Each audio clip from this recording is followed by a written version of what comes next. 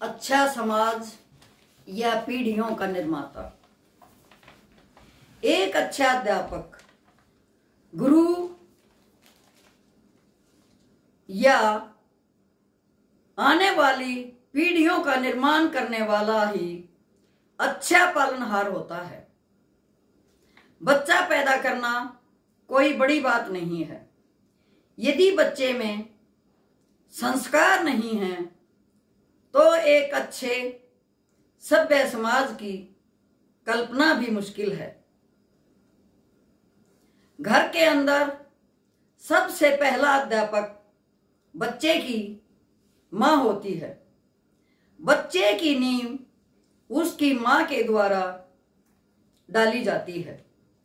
यदि किसी की भी शांत स्वभाव की, सुशील तथा गृह कार्य में दक्ष है तो वह संतान पर उसके स्वभाव तथा कार्यशैली का असर अवश्य ही देखने को मिलेगा।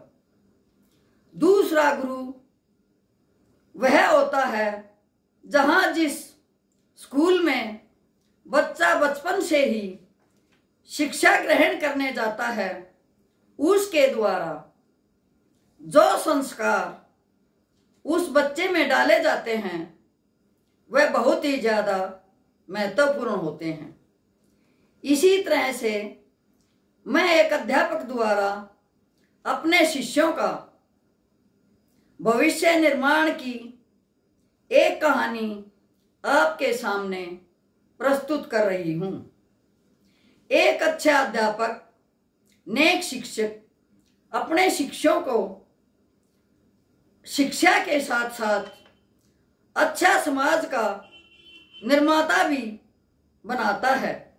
जैसा कि एक अच्छे शिक्षक का कर्तव्य यही बताता है कि जब किसी व्यक्ति के एक अच्छे शिक्षक से सवाल किया कि आप इतने शिक्षित होते हुए आपने शिक्षा के क्षेत्र में तथा सभ्य समाज के निर्माण के लिए क्या किया है, अब शिक्षक उस याचक को अपने साथ लेकर प्रत्यक्ष को प्रमाण की क्या आवश्यकता है यह दिखाने के लिए अपने साथ अपने शिष्यों के पास लेकर जाता है। शिक्षक पहले अपने उस शिष्य के पास लेकर जाता है जो शिष्य उस शिक्षक से शिक्षा ग्रहण करके एक ऑफिस में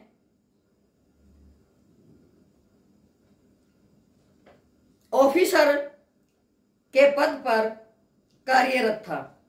जब शिक्षक डीसी के ऑफिस में जाता है तब उसी शिक्षक का पढ़ाया हुआ शिष्य वहां पर सेवादार के पद पर मिलता है।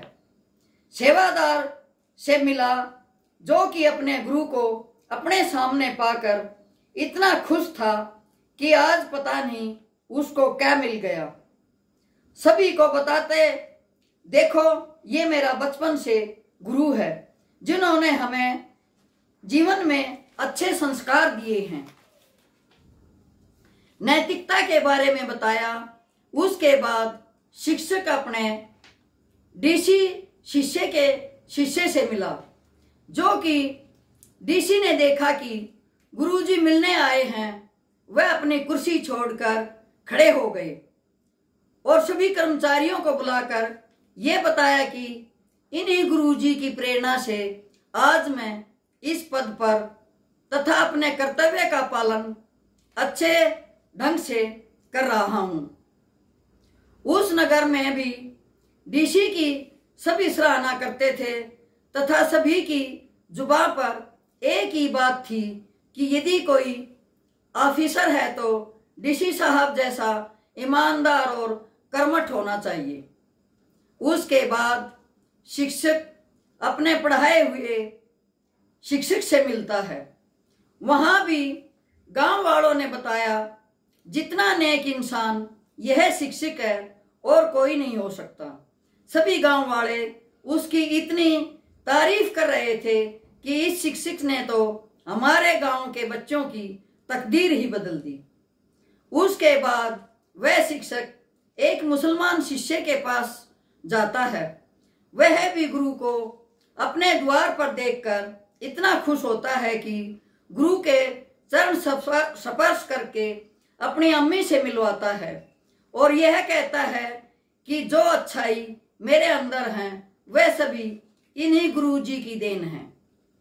ऐसा शिष्य जो कि सभी धर्मों का सम्मान करने वाला तथा सभी की सहायता के लिए तत्पर रहने वाला, चाहे किसी भी धर्म से संबंध रखने वाला हो, घर पर उसके लिए सभी इंसान इंसान ही थे, क्योंकि उसको इंसानियत, उसके अंदर इंसानियत कूट कूट कर भरी हुई थी।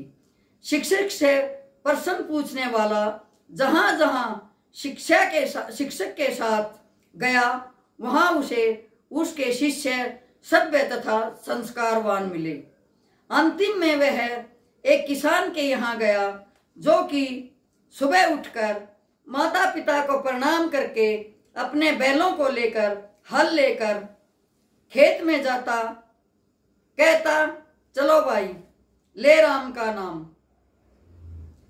आते ही पहले माता पिता की तबीयत पूछता, उसके बाद खाना खिलाता तथा अपने ही हाथों से स्नान करवाता और उनके हाथ पैर दबाता। उनके चरणों में हमेशा उनकी सेवा में तत्पर रहता।